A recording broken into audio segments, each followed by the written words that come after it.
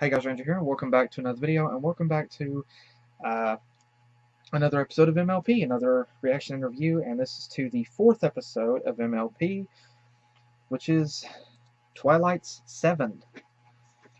Okay, I'm not sure what this is, all I know is it opens up with Spike and Starlight and Twilight, and I know that because I had to check the video to make sure the sound was good. I have no idea what this episode is about, so let's dive into it, because I'm extremely curious. Twilight 7, okay. Twilight 7 what? I don't know. Let's begin. Starting video in 3, 2. Sorry, can I share recording? Alright. Starting video in 3. Wait. Okay. Starting video in 3, 2. First off, okay, there's several different things to talk about story-wise with this episode. First off, I love this episode for the simplicity of the story. You know, we've had a lot of episodes that have something of major importance that the characters have to do. You know, going on a friendship quest, you have to save Equestria, you know, all that. It's very seldom now that we actually get an episode that just focuses on zany fun. Just random stuff. It's not often. I mean, we saw that earlier in you know, season 1 and even season 2 with the characters just doing, you know, kind of zany fun things like that as well. And so to see an episode like this again, where there's nothing of major importance going on, they don't have to try to save Equestria, they're not going on some sort of friendship venture. No, they're just having fun and just being zany. I love this episode because of that, because of the simplicity and the zaniness and just the natural fun sense of humor that this episode accomplishes, that this episode is about. I love it. It's great to get a break from trying to save Equestria, from going on friendship quests to try to do some sort of big important thing. It's great to get a break from that and just have fun, let loose, and just goof off. It's fun, and we finally get to do that. Second thing that I love about this episode is the whole concept between Twilight and Shining. I mean, we haven't had anything like this, honestly, with them just kind of goofing off and, you know, just being themselves, brother and sister. We haven't seen very much of this. We've seen, whenever we were introduced to Shining Armor, we were introduced to him at the end of season 2 with A Canterlot Wedding. It was that episode that introduced us to Shining Armor, and it also introduced us to the bond between Shining and Twilight. It introduced us to that adorable and sweet brother-sister bond, and we actually got to see more. We got to see that. And then we also got to see the episode where Twilight goes on a cruise with her family, and so we got to see a little bit of fun brotherly sister stuff there. Definitely not like this episode either, but considering the responsibilities and the roles that the characters have taken on, I mean, the characters definitely live busy lives now. I mean, they each have a lot of stuff going on. You know, Twilight, she's basically the ambassador of friendship. She's the princess of friendship, and now she has the open to her of taking full reins, uh, of taking full reign of Equestria, of a whole country. She now has a school that she's the head mayor of, or the headmistress of. Um, she's an aunt now, and she's a sister-in-law. She has a lot on her plate. Shining, he's now like the prince, or he's now like the prince, or he's the prince of the Crystal Empire. He now has a he's the young married guy. He's got a young wife. He's got a baby, and he's captain of the Royal Guard. He has that. They both have a lot going on in their lives, and so yeah, it's understandable that they don't get to do a lot of things together. So to see them getting to bond and just hang out and just be, you know, just let the kid inside them loose again. It's fun. It's fun. It's so cute. It's so sweet, and I love it. It's adorable. And the last time that we actually got to see anything with Twilight and Shiny that I recall getting to do anything together, anything like this at all, you could say there was a bit the Christmas episode, Best Gift Ever, but there wasn't really much to that with them. And then there was, of course, before that, there was the episode where Twilight went on the cruise with her family. So that was pretty much the farthest that we actually got with that one.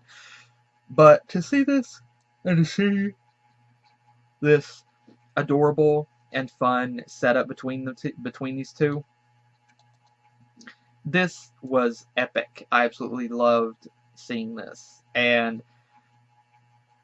then there's also a very interesting, there's other very interesting setups throughout the episode to take note of.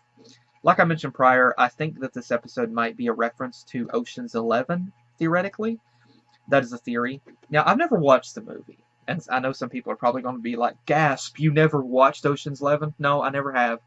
I don't even know what it's about, but the title, Ocean's 11, Twilight 7, I just think maybe it's a reference to that. I think there was a bit of Mission Impossible-esque kind of stuff in there as well. So I think it was a bit of a mix. But yeah, I love how they intertwined every bit of that together in this episode.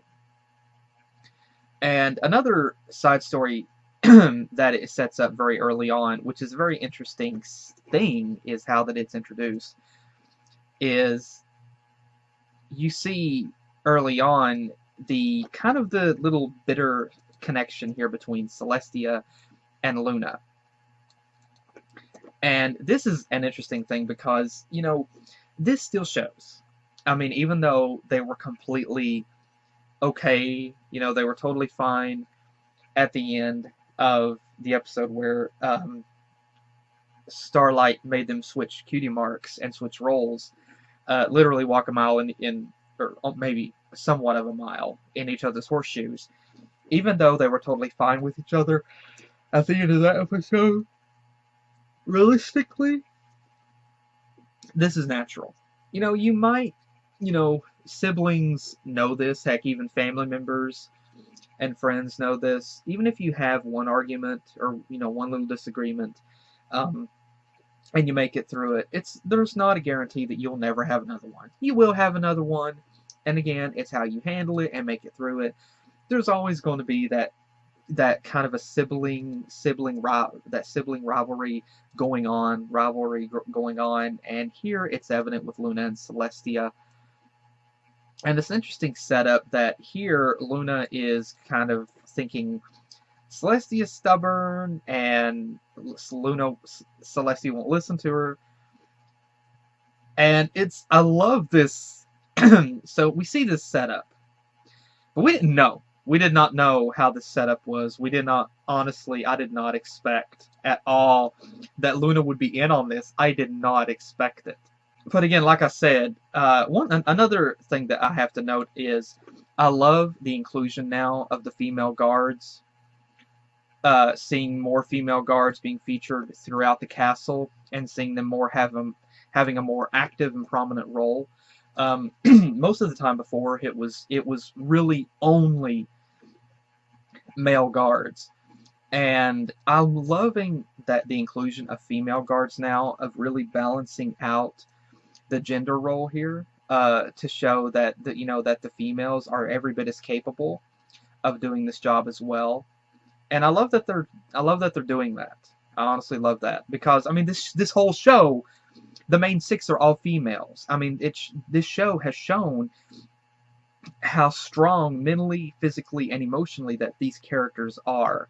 All these characters are females, and it's shown what they can do. And so I love that they've included other females into the role of the Royal Guards. I love that. Well, and as I continue with the interesting setups here, you can tell Rarity is into the whole, like, the noir black and white style detective thing, which I think is really cool. Like, I do actually have an interest in that thing, in that style. I do actually have an interest in that myself. So to see Rarity in that kind of role, again, it's interesting. And it's also interesting to see Rainbow Dash featured in that role as well. And here she kind of looks like Watson from Sherlock. Yeah, she just kind of makes me think of that, like with the Derby. And Rarity looks more like, to me personally, more like Carmen Sandiego. I don't know why.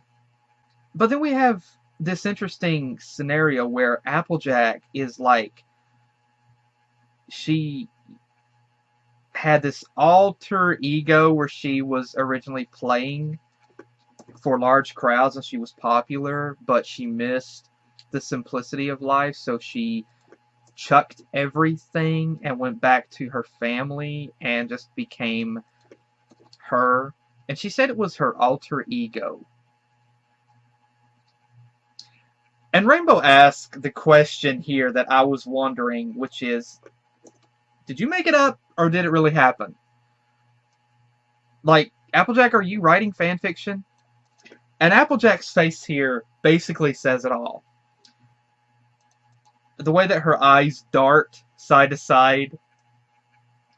Yeah, okay, you know what? It's interesting. It's it's interesting. There's more to this girl than meets the eye. There is. But, you know, it is interesting because this does kind of go to show that there are kind of interesting other backstories to the characters. Now, one could easily say that this setup with Applejack was just shoehorned in, and that that the other characters probably would have known. Realistically speaking, you would think, yeah, they would know. You know, if Applejack really just gave it up and decided to retire, I mean, she hasn't been doing it very long. She's still really young, so yeah, she couldn't have been doing it for a very, very long time. I'm in my head, I imagine Applejack's probably like, and all the main six are like in their early 20s, age-wise, which cartoons never age. So, I mean, look at Luna and Celestia. They don't look really old, but they've been around for decades, for centuries. So, you know, cartoon characters never age. But, like, you would think if that really happened, wouldn't others be, like, picking her out in a crowd and asking for autographs or asking her, hey, when is your farewell album coming out? Yeah, you would think that. So, yeah, it kind of makes you wonder. It's an interesting thing. There are kind of plot holes to that you can look at with that story about the after effects to it. But I really do like the setup for it. It does make it interesting. Then, Fluttershy and Spike. Okay, you know what? The first thing that came to mind, and I'm not sure how many of you guys will remember this, Bob and Steve. You remember this? Back whenever X-Play was on G4, you know, back whenever G4 was a channel, back whenever G4 was about video games, before it started changing and became Tech TV, I think it was, and then it just dropped from that. Remember on the old X-Play, The Adventures of Bob and Steve from Splinter Cell? This is what came to mind whenever I saw this, was the old Bob and Steve things from X-Play years ago, with Fluttershy and Spike in the guise of, like, Bob and Steve in Splinter Cell.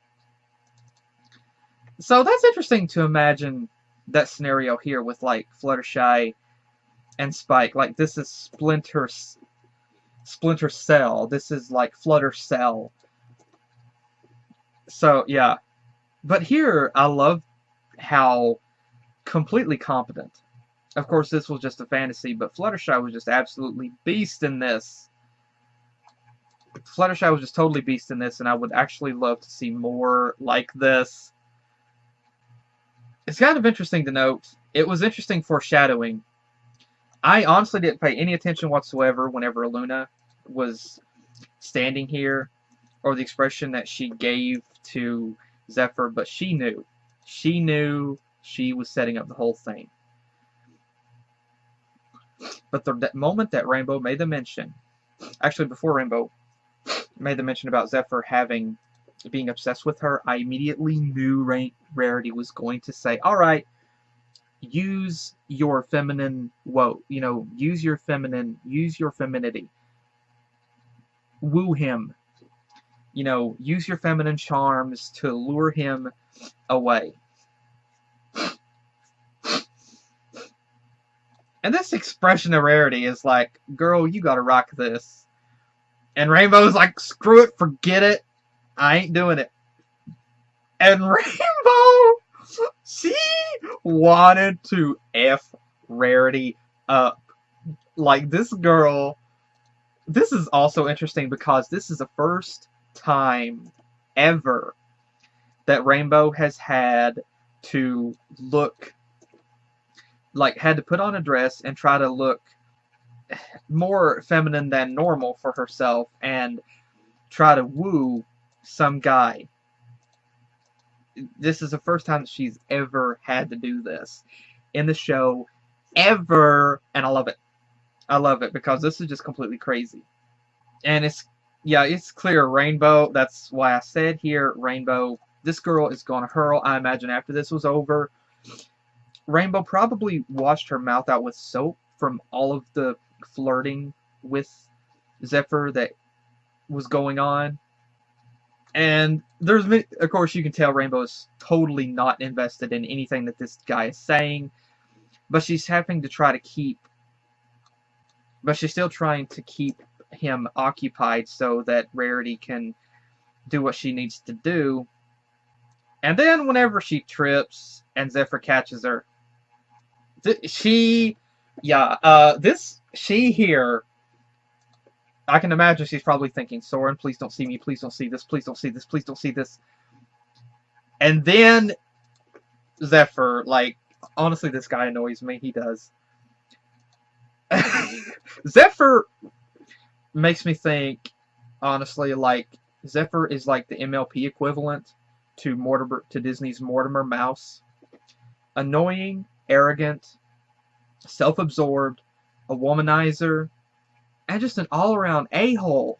Rainbow here, she was like, her back hooves were so close, she could have easily kicked him in his nuts and made him sound like Alvin and the Chipmunks right there.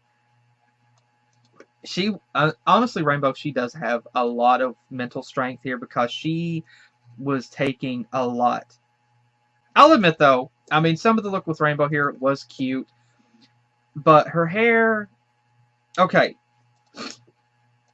The dress is okay, but honestly, there's just some things that Rainbow, like, she does look good, but at the same time, I prefer her old look, the standard, the way she kept her hair regular.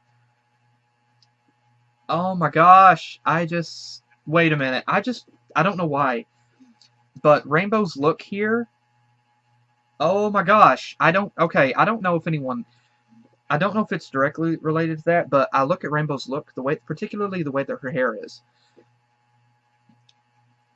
Rainbow is a Pegasus, which is from Greek mythology. And her hair, the way that her hair is styled here, looks like something, I don't know, it makes me think of Disney's Hercules. Like something like the women in Disney's Hercules back in that time period would have kept their hair. It makes me think of Meg. And like the way that Rainbow's hair is designed, it looks like something, just the style of it, the way that it is designed and styled just kind of makes me think of something from Greek mythology. Which, if that is the case, is very much on point and ironic considering Rainbow is a Pegasus, which is also from Greek mythology. So yeah, that just occurred to me. Like, Rainbow kind of makes me think of Meg here. Even the color of the dress is kind of similar. Except Zephyr is not Hercules. But yeah, that's kind of what that makes me think of. And I have to interject with this. That moment whenever Fluttershy makes a mention about being in tight spaces makes her think back to Castlemania whenever she was inside the castle with Angel Bunny, and it makes her think that he's all alone and scared. This, honestly, And I truly apologize if I'm getting this incorrect, but this kind of sounds a bit like PTSD.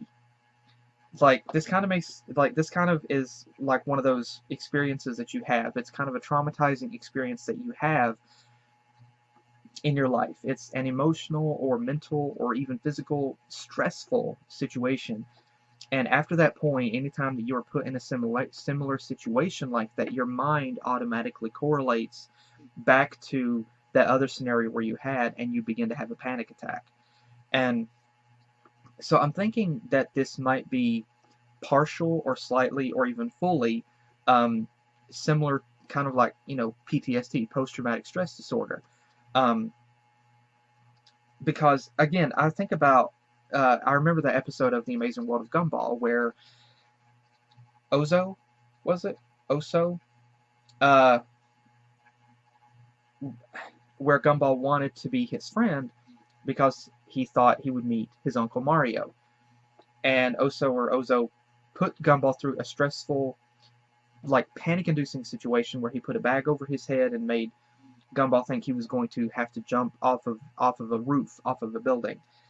After which, whenever Oso asked Gumball, "Are they cool?" the camera zooms into Gumball, and you can hear that moment in his mind. And it was a moment where he was scared, and it kind of put that, it was a panic-inducing state. And now, it's one of those situations, like I said, where your mind correlates that traumatic experience with anything futuristic that happens that has a similar setup. And so that's kind of what that makes me think here with Fluttershy. And there was an interesting dynamic here where Fluttershy makes a reference to sibling dynamics, and she makes, it's a total reference to Zephyr. And she even references Spike, telling him that Zephyr could learn a lot from Spike, which honestly is a really cool thing.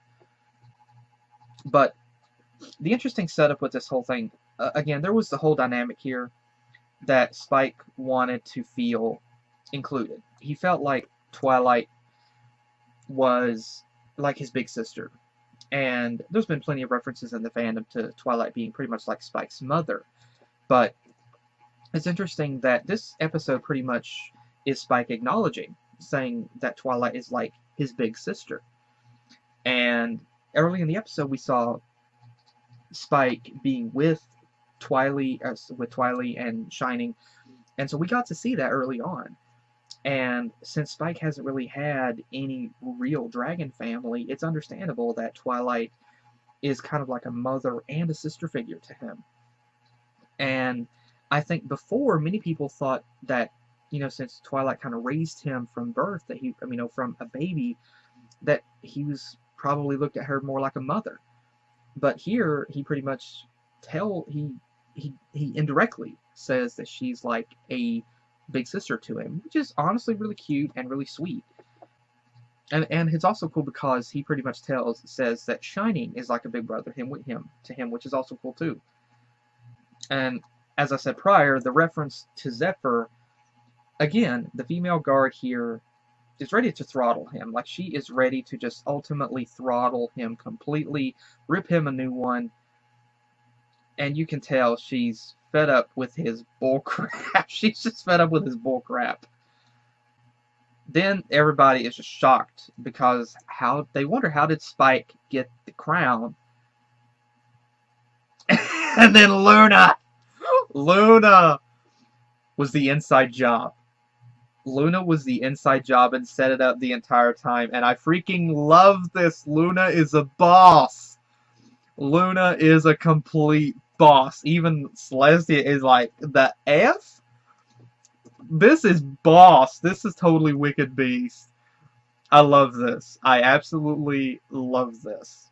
Honestly, this would not have played out as good if it was Celestia. It would have been great, but to have Luna do this beast. This totally beast. Like, don't underestimate the Mayor of the Night. Don't do it, okay? And of course, the ending where they begin to talk about working on the, enhancing security for the inside of the castle as well. And it's like, you can see they're ready to jump in, like they're ready to break into a sisterly brawl here. I love this episode as well because it shows, again, it furthers that dynamic between Celestia and Luna, and it's always great to see them break out of the regal and royal appearance that they traditionally have, where they have to appear as the elegant, dignified, and regal royal sisters of Equestria. They have to act with a certain standard, with a certain elegance, a certain dignity and grace. And so to see them break out of that and just be sisters, it's great. It's great because it shows there's totally much more to them. We've seen this several times already, but I love this moment. It's also because it shows them, yeah, the rulers of Equestria, but they're not perfect. They're flawed. They're still sisters, and I love this between them. And I'd love to see more of this throughout the season. It's great to see this with them. And of course, the ending is, pardon me, they decide that Spike should get the crown. And honestly, I think that's fair completely, because it would kind of be, I think it would kind of be unfair for Spike, for Twilight or Shining to get it either way. I think it would kind of be a bit unfair for that. So I think it is appropriate that Spike gets it. I think it is appropriate. But this was I love the setup with this. Shining just basically has a total setup for inviting Twilight on this semi-friendly brother-sisterly thing, and Shining invites Twilight for this to declare who gets the crown once and for all. And I love this. I love this. It's a very simplistic, very, very uplifting little story between Twilight and Shining, and it again furthers that little setup between them, and it shows, again, the little sister and brother competition going on. It was really awesome. It was really cool to see that. And it was also interesting that Twilight involves the help of all of her friends to help her with this plan, because she knows that it's going to take more than just her to be able to accomplish this. And naturally, every single one of the characters have their own special talents that she was going to enlist them in helping with, because Twilight knew every single one of them could do it. Every single one of these characters could do it because they all had a special talent they could do. But the funny thing was, of course, the only one, Shining knows Twilight better than anyone. So, yeah, Rarity's plan was actually genius for Twilight to not do anything, to not make a plan, do anything, because that would go against what Shining was anticipating. Which it was an interesting twist, because Shining was not anticipating Twilight to make a plan, because I think he was anticipating that she wouldn't make a plan, because he thought she would be anticipating that he would be anticipating that she would make a plan. Oh, my head. And so there was definitely some major hijinks, and the plans did not fall. The plans all fell through, which was interesting because Twilight nor Shining was going to get it from the get-go. It was Spike basically the whole time. It was him the whole time. But Twilight decides to go with her own plan, and it turns out Twilight did not get the crown, and now that it's Shining, because it was Spike that did it. It was Spike that did it the whole time, with the help of the Mistress of the Night, the awesome Luna. And this is the freaking beast. And you know what? I have to say, this Luna, the way she's sitting here, it kind of makes me think of. Anyway, I tried to look it up. I can't remember, but my web browser isn't responding and wanting to be a total douche. So, anyway, Luna here, the way she sits here, petting this bird. This makes me think of that James Bond villain that had the cat. Like, Luna is a James Bond villain right here. Like, she's the cool villain that's sitting there petting a cat. That's who Luna reminds me of. And it's interesting that Luna did not need an introduction, that Spike just told the entire story from his perspective. Like, Luna did not say a word. She just sat there listening, like, just listening to the whole thing. I love this. I really love that. But yeah, I really love this episode. It was a very fun episode to see three different sibling setups here between Spike, Shining and Twilight, and Shining and Twilight, and Luna and Celestia. I love this episode. It was very cool to see that dynamic between each of them, to see that play out, and again, just to see a fun zany episode without anyone trying to save Equestria from anything or go on some sort of friendship venture. And this is just them goofing off and having fun, and this really was a very sweet, very warm-hearted episode. And I really love I really love this. And then the moments between Luna and Celestia were also great, as were the moments between Shining and Twilight. This was another episode that Twilight was able to just be herself. She's not a friendship. She's not princess of friendship. She's just Twilight. She's the Twilight we've known all along, from all the way back in season 1. And this we got to see of her. She did not have to have any regal or important appearance or role. This was just her. And this was fun to see, and it's great to to see this and to feel like to feel that the setup of what we were introduced to the show is still here. It's still there. And it was also interesting to see that Luna had been the mastermind behind the whole secret plan all along. And this was really great to see that, and I love that setup with Luna being the one that did it. I love that. And the references, different things going on in this show, in this episode, was just fantastic. There were some great faces that we got to see, and this was really fun. This was just a really fun episode, and I really loved it. This is definitely one of my favorite episodes right now of season 9. This is definitely one of my favorite episodes of season 9 right now. I'm curious as to what's going to happen in later episodes with this. As I said prior, I do think it's appropriate that Spike was the one. I was wondering who was going to get the crown at the end. Was it going to be Shining? Was it going to be Twilight? And considering Shining said that they would be the definitive, they would be the definitive one to hold the crown for good. And I just kind of felt like, if one gets it, that was, the other one isn't going to ever have it. And so I thought that's kind of sad. So I'm glad that neither got it, and that it was actually Spike who was the one who got it in the end. It was great for them to acknowledge him as being present and being there and still being, being a part of their family, and acknowledging him fully as a little brother of the family. That was great to see, and it was also great to see it from to hear it from Shining's perspective as well. And so it was really fantastic, and it was really heartwarming to see that. And I think is also very fitting, like I said, because Spike got it. He felt like he was never acknowledged as a little brother, and so here he gets the crown.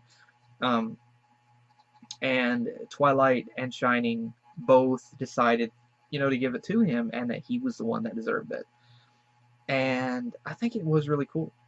Well, okay, they didn't decide to give it to him. They still would have tried, but they decided that he should keep it, and I still think that is really great. And I would love to see more of these moments with with Twilight and Shining as well later on, as well as Luna and Celestia. Like I said, the only questions that I have, okay, I have a few. Number one, was that part with Applejack, was that real, or was it her own fan fiction? Because realistically, and I am an analyst, this is what I do.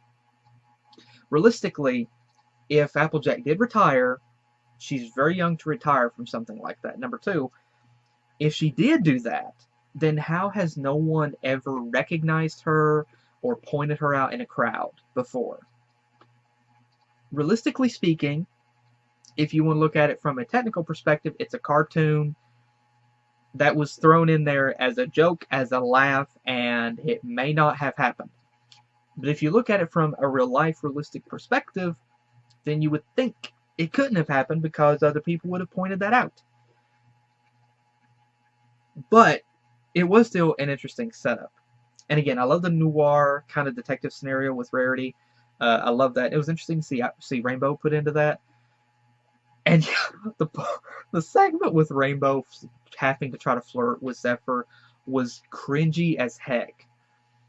But it was cool at the same time, because number one, that's the first time that we've ever. I mean, we've seen Rarity flirt with a guy before, but to see one of the girls have to flirt with a guy that they did not like to try to distract him.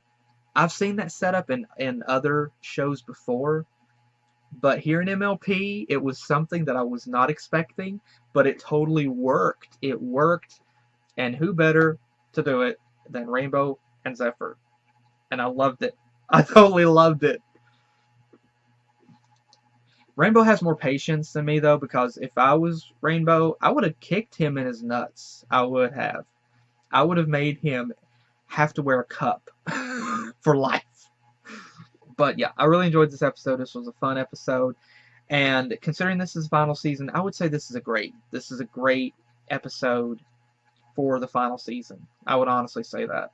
It's a great episode, and it's a fun episode, and it's great to see no big adventure, just having fun, random zaniness. I love it. So again, everybody that worked on this episode, everybody, Hasbro DHX, everybody, thank you all so much for this episode. Really love this episode. This was a fun one. Really enjoyed it. Thank you all so much. And thank you guys again for joining me. I hope you guys enjoyed as well. Let me know your thoughts as well in the comments below. Thanks again for joining me. Hopefully I'll see you guys in the next video that I do. Take care.